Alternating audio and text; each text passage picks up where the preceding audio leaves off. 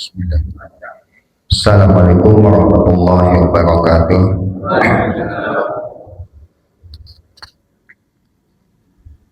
Innal hamdalillah nahmaduhu wa nasta'inuhu wa nastaghfiruh wa na'udzu billahi min syururi anfusina wa min sayyiati a'malina. May yahdihillahu fala mudilla lahu wa may yudlilhu fala hadiyalah. Asyhadu an la ilaha illallah wahdahu la syarikalah wa asyhadu anna sayyidana Muhammadan abduhu wa rasuluhu la nabiyya ba'dah. Qala rabbi shrah li sadri wa yassir li amri wahlul 'uqdatam min lisani yafqahu qawli. Qalu subhanaka la ilma lana illa ma 'allamtana innaka antal alimul hakim. Shadaqallahul adzim. Puji dan syukur marilah kita senantiasa panjatkan, kita naikkan kehadirat Allah Subhanahu wa taala. Salawat serta salam semoga senantiasa dicurahkan kepada Nabi kita Nabi Muhammad sallallahu alaihi wasallam, kepada para keluarga, para sahabat dan pengikutnya yang insya Allah kita termasuk di dalamnya. Amin ya rabbal alamin. Jamaah Hizbul Huda rahimakumullah. Kemarin kita sudah membahas tentang surga ya. Jadi surga itu ya intinya kaum atau orang muslim, kaum mukminin wal mukminat itu sudah punya kuncinya, yaitu adalah la ilaha illallah. Itu adalah kunci surga. Sementara kunci neraka kita nggak punya gitu. Maka logikanya mestinya memang masuk ke tempat yang sudah punya kuncinya gitu ya. Jadi tauhid ya, maka tauhid ini jangan dilepaskan karena itu yang nomor satu Pak. Kalau dosa, nah dosa itu juga penting, maksudnya penting untuk ditinggalkan gitu ya. Tapi kalau orang berdosa tidak punya tauhid, itu tetap juga dalam akidah dan tidak bisa surga. Tapi kalau tauhidnya ada tapi punya dosa, nah itu tetap berpeluang masuk surga. Ada kemungkinan kemarin yaitu di Shiratal Mustaqim terjatuh terlebih dahulu, atau memang kemungkinannya dapat syafaat. Nah ini yang kita harapkan, dapat syafaat, terutama syafaatul uzma dari Rasulullah Shallallahu Alaihi Wasallam.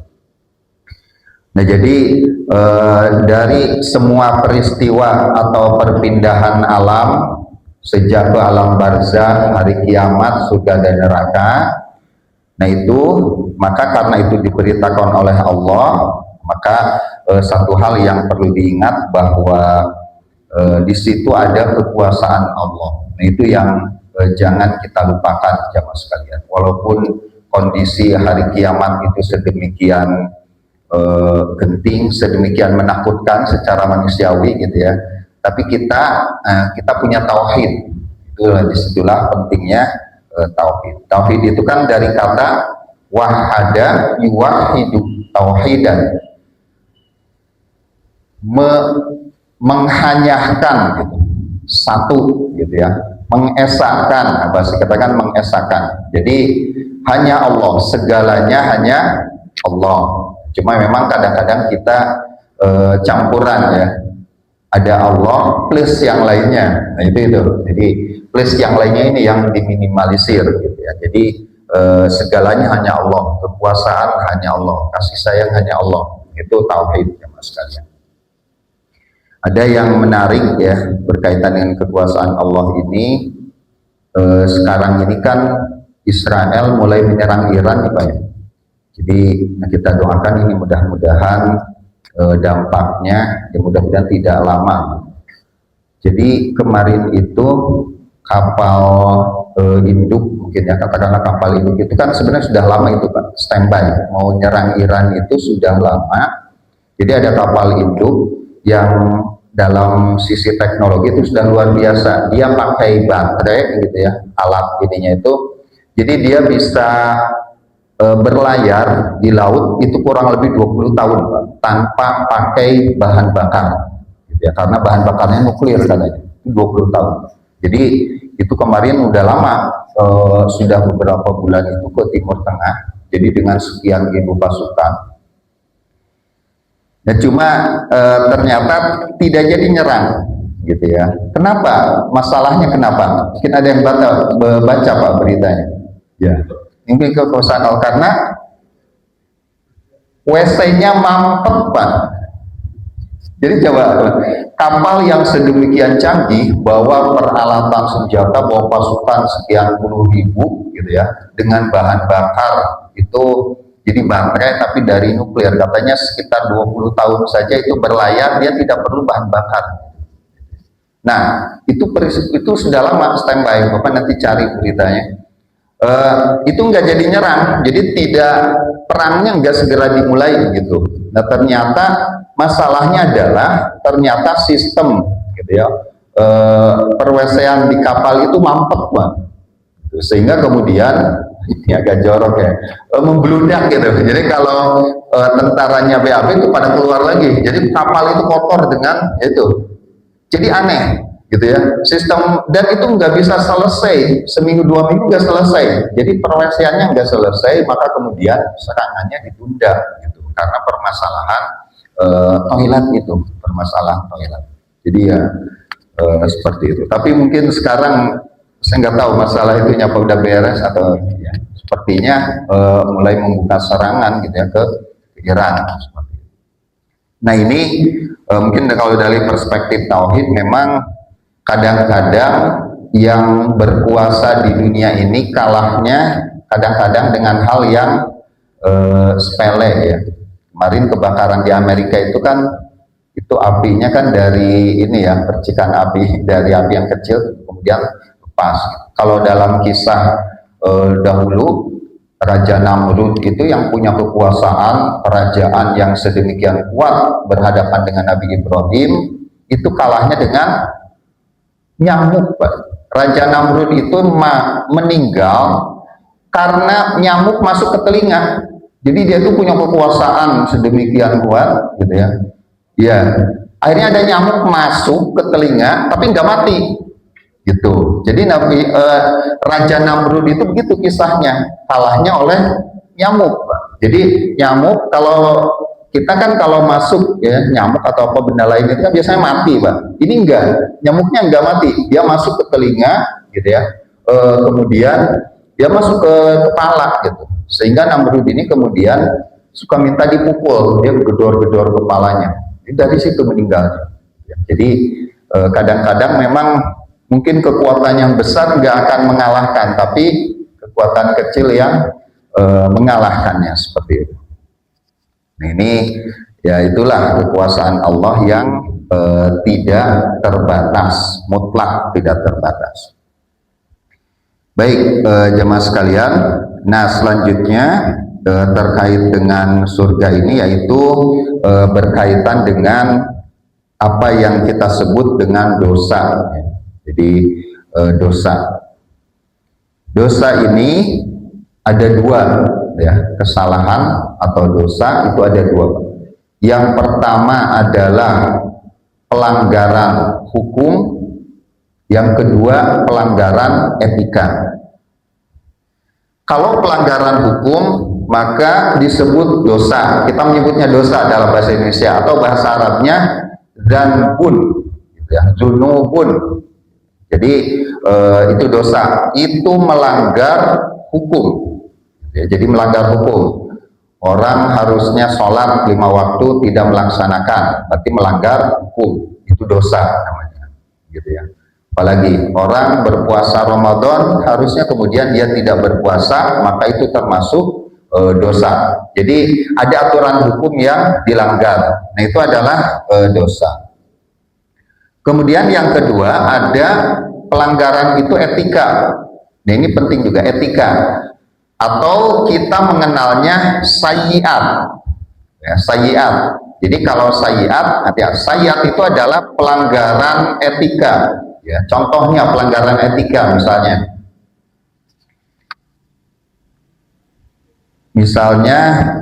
waktu sholat misalnya Pak. Waktu sholat jam 12, sholat duhur itu waktunya jam 12 gitu ya. Lalu kemudian kita tidak ada kondisi yang tidak ada kondisi yang menuntut kita menunda sholat, gitu ya. Misalnya tidak, ya pokoknya gitulah. Tapi kemudian kita menunda-nunda sholat. Nah, itu sebenarnya dari sisi hukum tidak melanggar hukum, tapi melanggar etika.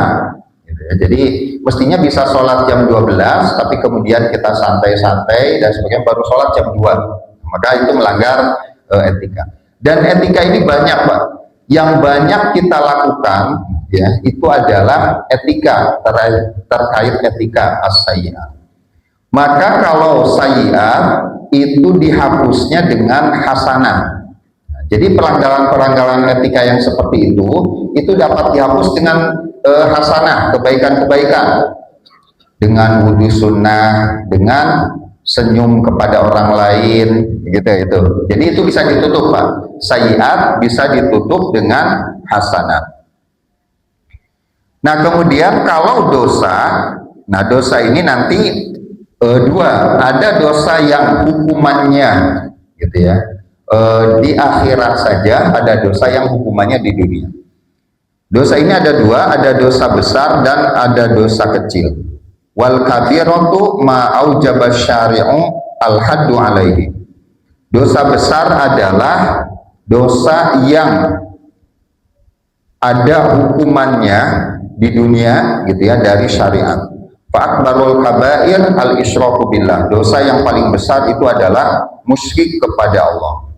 Wa adnaha syurbul khamar, dan yang paling bawah adalah minum khamar. Itu dosa besar. Jadi dosa besar ini adalah dosa yang ada ancaman hukumannya. Wa zada ba'duhum, sebagian menambahkan wama usirro atau wama usirro ala saghiratin binaan ala ma warada fil khabar. Nah, dalam salah satu hadis itu ada juga yang mengatakan la kabirata ma'al istighfar, tidak ada dosa besar bersama istighfar, wala saghirata ma'al israr, dan tidak ada dosa kecil kalau dilaksanakan terus menerus. Jadi bisa jadi dosa kecil kalau dilaksanakan terus menerus itu bisa jadi dosa besar. Jadi dosa besar itu adalah yang sudah dijelaskan hukumannya di dalam syariat.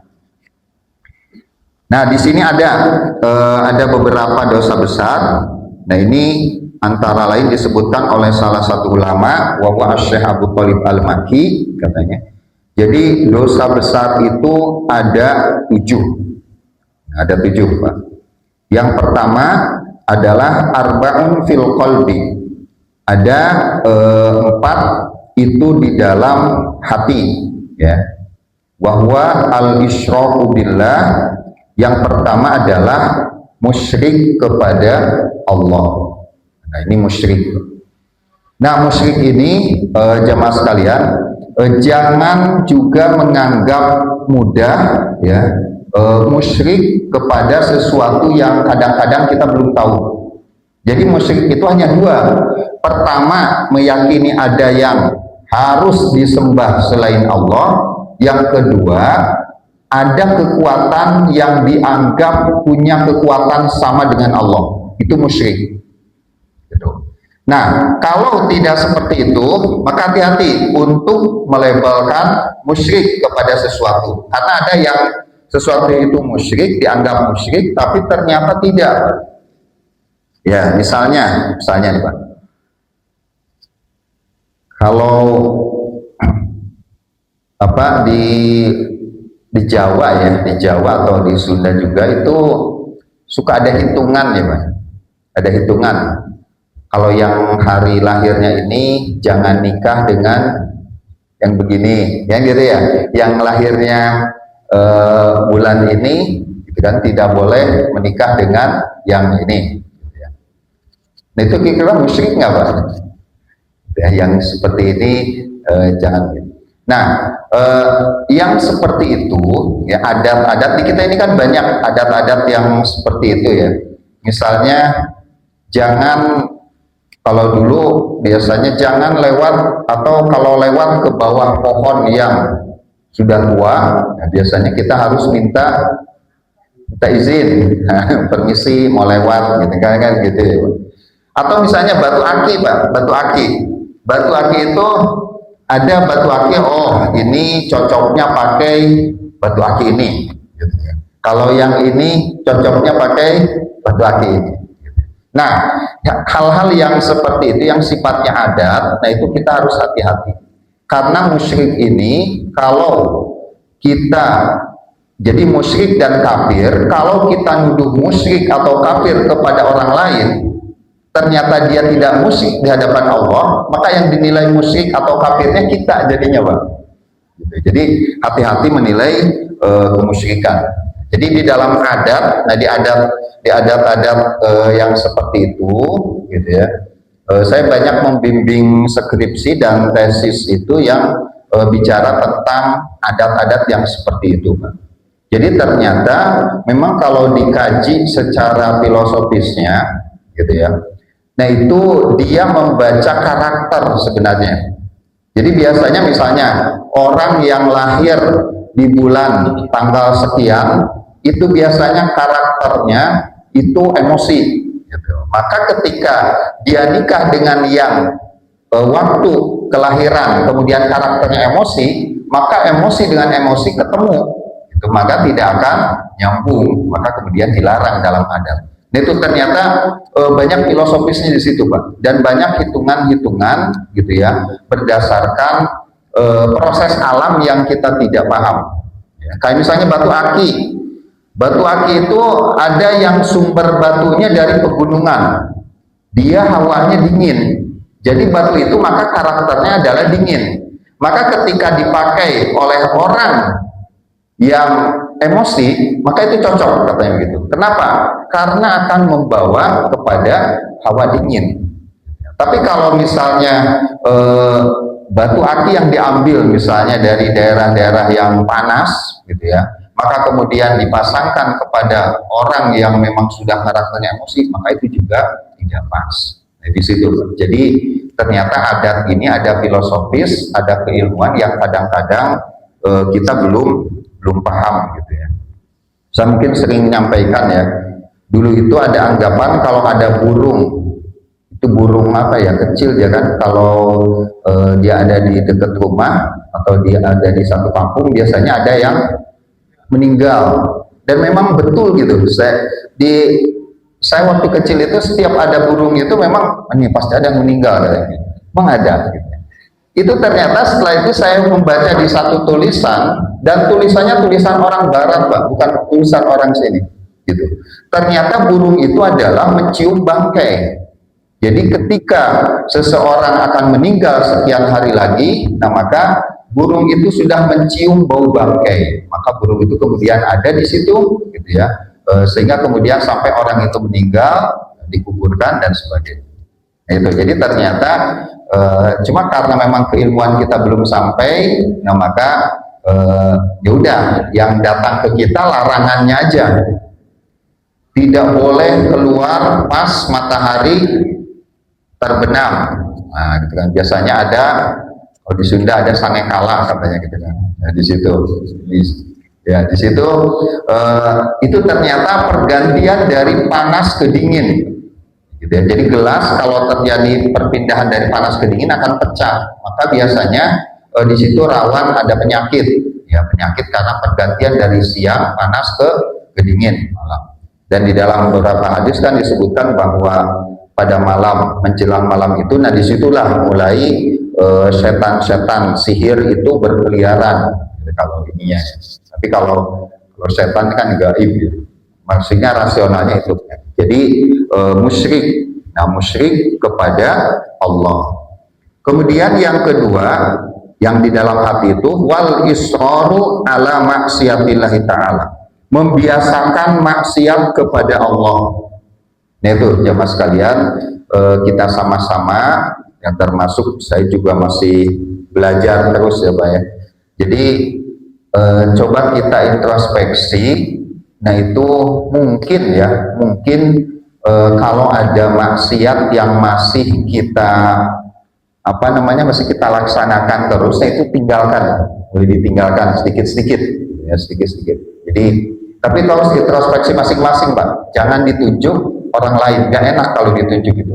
Jadi introspeksi, termasuk maksiat itu kan maksiat dalam hati, itu juga maksiat, gitu ya. Sifat iri, sifat dendam, nah itu kalau masih ada itu harus mulai dikikis, gitu ya. Harus mulai dikikis sifat iri, sifat dengki, gitu ya. Harus mulai mencari cara, gitu ya, atau membaca-baca tulisan para ulama gimana caranya menghilangkan dendam, gimana caranya menghilangkan iri dan sebagainya. Wal amnu min makrillahi ta'ala, merasa aman dari makar Allah Subhanahu wa ta'ala. Aman, gak bakalan kebongkar. Nah, itu merasa aman dari maksiat. Padahal Allah bisa membuat 1001 jalan untuk membongkar maksiat yang sering kita lakukan, gitu ya. Jadi ya memang kalau Allah sudah berkehendak membongkar, apalagi sekarang ya jemaah sekalian, ya sekarang dengan teknologi yang canggih, orang itu kalau ada masalah diserang rame-rame dengan netizen, kemudian dibongkar segalanya, Pak. Itu sampai ketahuan segalanya ya. Sekarang yang lagi viral itu kan yang penerima beasiswa LPDP kan ya, mungkin Bapak baca, yang anaknya kemudian jadi WNA di Inggris, ya sebenarnya salah, dia posting jadi semua orang tahu dan sebagainya, dibongkar kan ke belakang-belakangnya sampai mertuanya siapa, kemudian pernah difasilitasi apa, segala macam dibongkar, gitu ya. Jadi memang netizen Indonesia ini kejam katanya. Jadi kalau ada apa-apa itu diserang dibuka. Nah, kita membayangkan teknologi manusia aja bisa seperti itu, gitu ya. Apalagi nanti di akhirat, gitu ya, masa lalu kita ya dibuka. Maka salah satu caranya kan dulu kita sampaikan bahwa aib kita ini di akhirat dibongkar. Nah, itu bisa ditutup. Jadi nanti aib kita ini, dosa kita yang pernah kita lakukan di akhirat hanya kita dan Allah saja yang tahu. Salah satu caranya apa? Kita jangan suka membongkar aib orang, gitu, di dunia. Jadi aib orang kita tutup, mudah-mudahan aib kita juga di akhirat ditutup, gitu ya. Tapi kalau tidak nanti dibongkar Pak di sana, gitu ya. Jadi ini orang ini soleh gitu kan, tapi kalau di luar kota dia melakukan dosa, kan gitu ya. Ya dibongkar, sekarang kita dibongkar ya. Jadi dengan kekuatan teknologi saja sudah seperti itu. Jadi di Indonesia ini luar biasa. Kalau ada kasus-kasus yang begitu, langsung diusut, segala macam itu ketahuan ya, luar biasa Pak. Akun Pupu Fafa itu kan dibongkar itu sampai jam pesawat bisa kelacak ya, luar biasa ya. Pakai pesawat pribadi berangkat ke sana, transit di sini sekian jam, berangkat itu bisa kelacak ya, gitu, bisa dilacak. Jadi memang luar biasa gitu ya. Nah itu, jadi merasa aman dari makar Allah, merasa aman dari Allah akan membukakan aib kita, nah itu jangan. Jadi kita ini berlindung kepada Allah, masing-masing punya aib, gitu ya. Kita tutup aib orang, mudah-mudahan Allah tutup aib kita. Kemarin kan di Ihya Ulumuddin, ketika nanti kita akan dihisab, nah kita berhadapan dengan Allah. Kalau kita sering nutup aib orang, udah orang lain nanti di akhirat juga nggak tahu, gitu ya, aib. Wal qunutu min rahmatillah, putus asa dari rahmat Allah. Nah, kita jangan putus asa, sebanyak apapun dosa, kesalahan dan sebagainya, kita tetap berharap kepada rahmat Allah. Wa arba'un fil lisan, ada 4 dosa besar di lisan. Yang pertama, syahadatu zur, kesaksian palsu. Nah ini, saksi palsu. Saksi palsu ini dosa besar, termasuk dosa besar ya. Wa qadful muhsanat, ya, menuduh zina, gitu ya, orang yang terhormat. Nah ini juga ya, Jadi kalau zina hukumannya 100, maka menuduh zina hukumannya 80. Jadi menuduh zina kalau tidak terbukti itu hukumannya 80% dari zinanya. Berarti kan dosa menuduh zina juga itu 80% dari dosa zinanya. Jadi kalau tidak terbukti, gitu ya. Ini kesaksian palsu. Ya, banyak ya kesaksian palsu, terutama di pengadilan, Wal yaminul ghumus. Kemudian kalau tadi kesaksian, yang selanjutnya adalah sumpah palsu, ya, sumpah palsu. Kalau di hadis itu banyak yang sering sumpah. Nah, yang sering sumpah itu biasanya kalau dalam hadis itu pedagang, Pak. Nah, ini yang harus hati-hati ya. Pedagang kadang-kadang ya suka ada yang, saya nggak tahu apa jujur atau tidak ya, pedagang itu suka, wah Pak, benar Pak, demi Allah Pak, modalnya dari sana juga sekian katanya gitu ya. Belum dapat kalau 100 katanya, saya modalnya aja 110 katanya dari sana. Jadi itu sumpah palsu. Jadi sekarang itu sumpah palsu itu termasuk dosa besar, wal kadzibu, dan bohong, gitu ya. Kemudian wasalasun fil batni, 3 dosanya itu di perut. Nah, yang pertama adalah syurbul khomri, minum khomer, gitu ya, minum khomer, minum minuman keras. Nah, minum minuman keras ini saya kira sudah ini semua ya. Jadi minuman keras itu artinya kan memakan atau meminum sesuatu yang haram.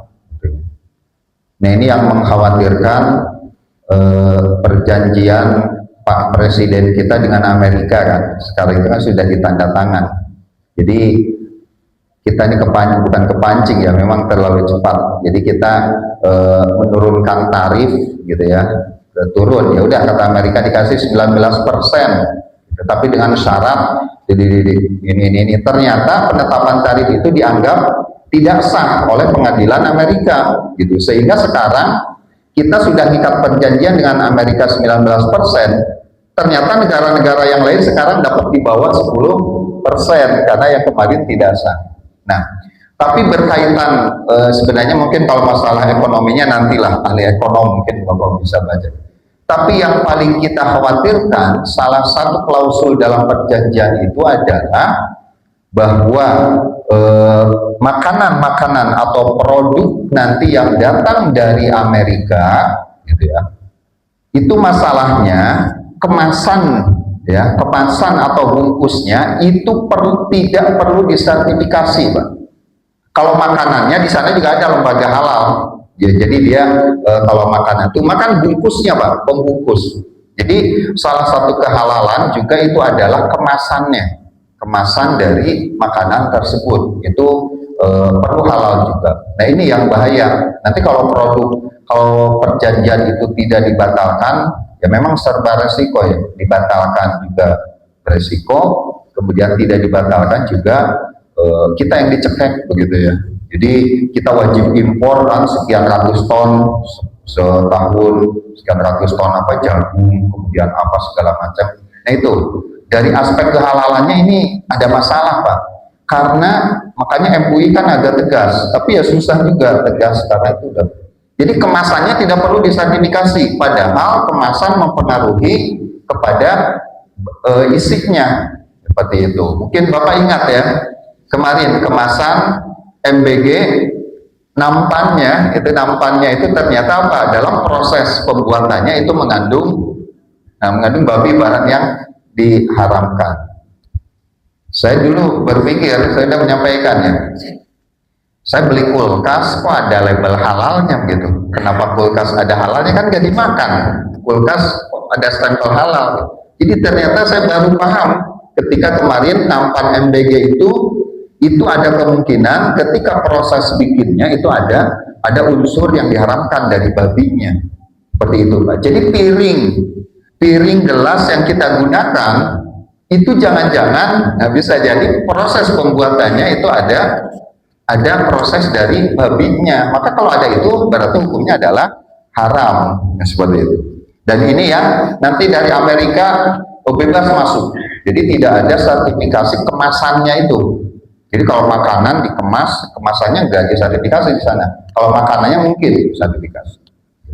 Nah itu, kemudian wa aklu malil yatim, memakan harta anak yatim, makan harta anak yatim. Wa aklu riba, makan riba, ya makan riba. Jadi ada riba, ada bunga bank. Ini bedakan Pak. Kalau riba, ulama sepakat haram. Kalau bunga bank itu memang mayoritas mengharamkan, ya, tapi tidak semua. Jadi ada juga beberapa ulama yang membolehkan bunga bank. Jadi yang haram ini riba. Kadang-kadang itu wasnani fil fardi. Kemudian mohon maaf, di dalam dosa besar dalam kemaluan. Itu berkaitan dengan, itu adalah kehormatan. Yang pertama adalah az-zina. Ya, zina itu berhubungan suami istri, ya berhubungan tapi tanpa pernikahan yang sah. Dan ini sudah masuk di undang-undang hukum pidana yang baru di Indonesia yang disahkan 2023 kalau nggak salah. Gitu ya. Itu sudah definisinya zinahnya udah betul, ya. Wal liwat. Nah, kalau liwat ini hubungan ininya dari belakang, gitu ya. Itu liwat. Wasnani fil badan, dua di dalam badan. Al-qatlu membunuh, wasir qatu mencuri. Nah, jadi pencurian itu masuk dosa besar karena ada hadnya, ada hukuman. Wa wahidun fir rijli, dan satu itu di kaki. Al-firaru minaz-zahfi, yaitu lari dari medan perang. Ya, desarse, ya kalau tentara itu. Wa wahidun fi jami'il badan, dan satu ada di seluruh badan, yaitu uququl walidain, yaitu durhaka kepada kedua orang tua. Nah ini, jadi kewajiban taat kepada kedua orang tua atau berbakti kepada kedua orang tua, pertama tidak dibatasi agama. Jadi kalau berbeda agama, orang tuanya non muslim, anaknya muslim, itu tetap wajib berbakti gitu. Wajib berbakti selama tidak maksiat kepada Allah. Jadi itu dosa-dosa besar, antara lain kalau dosa kecil ya pelanggaran hukum tapi tidak ada ancaman hukumannya, seperti itu. Nah, kalau dosa ini jamaah sekalian itu bisa dihapus gitu ya, bisa dimaafkan itu dengan taubat. Taubat itu kan pertama istighfar kepada Allah, kemudian yang kedua berniat untuk tidak melaksanakan lagi di masa yang akan datang, kemudian yang ketiga meninggalkan dosa tersebut, tinggalkan, kemudian yang keempat adalah merasa menyesal. Nah ini kalau kita melakukan dosa ya, lalu kita tobat tapi nggak menyesal, diceritakan gitu, dulu nih saya begini diceritakan, berarti bangga, berarti itu taubatnya nggak ada. Kemudian yang kelima, kalau berkaitan dengan hak manusia yang lain maka harus minta maaf. Kalau tidak minta maaf, nah, maka artinya minta maaf itu kalau berkaitan dengan harta minta dihalalkan. Kalau kita dulu pernah memfitnah misal atau menuduh dan sebagainya, memalukan seseorang, kita harus minta maaf gitu ya. Maka kalau tidak minta maaf, nah itu diselesaikannya nanti di akhirat, yang sudah kita jelaskan dulu, yang pengadilan di akhirat akan didatangkan orang-orang yang didolimi. Nah itu, jadi kalau dosa dengan taubat, kalau sayyiat bisa dihapus dengan hasanat.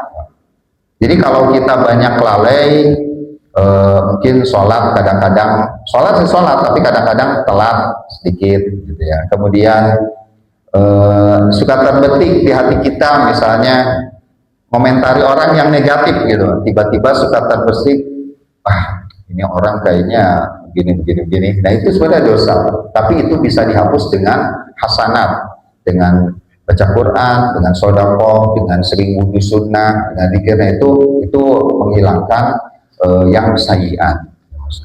Nah, mudah-mudahan dengan senantiasa menutup dosa-dosa yang kita lakukan, nah ini mempermudah kita gitu ya untuk melalui perjalanan hidup kita yang mungkin kalau di dunia gitu ya, saya sering menyampaikan sepertinya perjalanan di dunia ini, perjalanan kita ke depan dengan ke belakang lebih pendek yang ke depan ya. Jadi saya misalnya udah empat setengah gitu ya, sudah 46 gitu ya. Sepertinya ke depan itu nggak akan sampai 46 lagi gitu ya.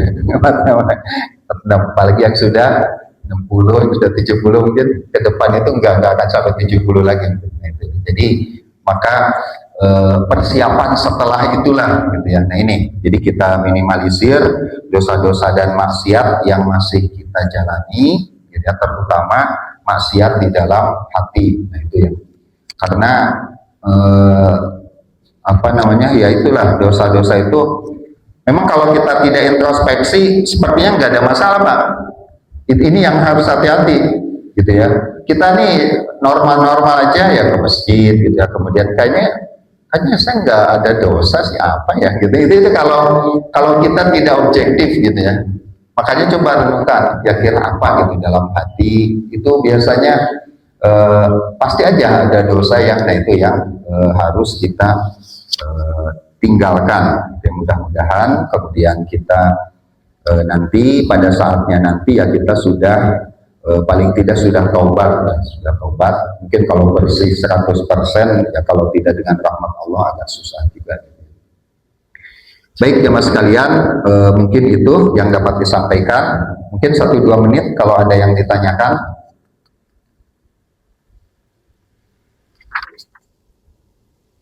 Ya, tidak ada ya. Jadi